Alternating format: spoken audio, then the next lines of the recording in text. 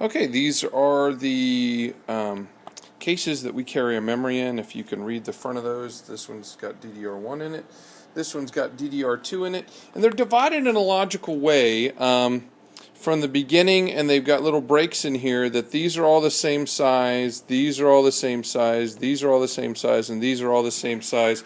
So as we look, for instance, over here at this DDR2, these are all 256 modules. These are all 512 modules. These are all 1 gigabyte modules.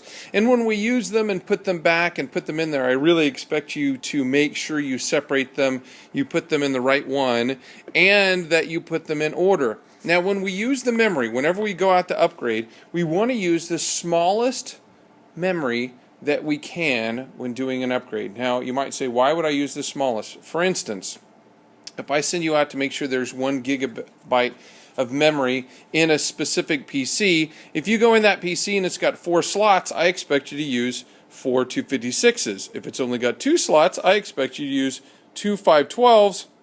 And if there are no 512s, I expect you to use a full gigabit. Why would I require that? Well, there's some reasons for that. For instance, the GX260 only has 2 memory slots on it. So I need to have 1 gig or 512 modules free in order to upgrade a GX260. A GX280 has 4 slots on it. So if I waste 2 512s on a GX280 when I could have used 4 256s, then all of a sudden I end up running out of 1. And it may not seem like a factor when you're only doing 1 PC, but when we've got 750 PCs around the district that we're working on, if you go and just throw whatever memory you want to into a PC, someone else is going to end up going back and pulling that memory and switching it out. So whenever you do it, look at what memory is available and use the smallest sticks to get to the amount of memory that we said we wanted to get to. So we know right now that all student PCs are 1 gig, all staff PCs are at 2 gig. So if you were at a GX260, you'd have to put in 2 512s, which is actually, they use DDR1, I think, so 2 512s. And if you were at a different machine like a Gateway E4100, you could easily use 4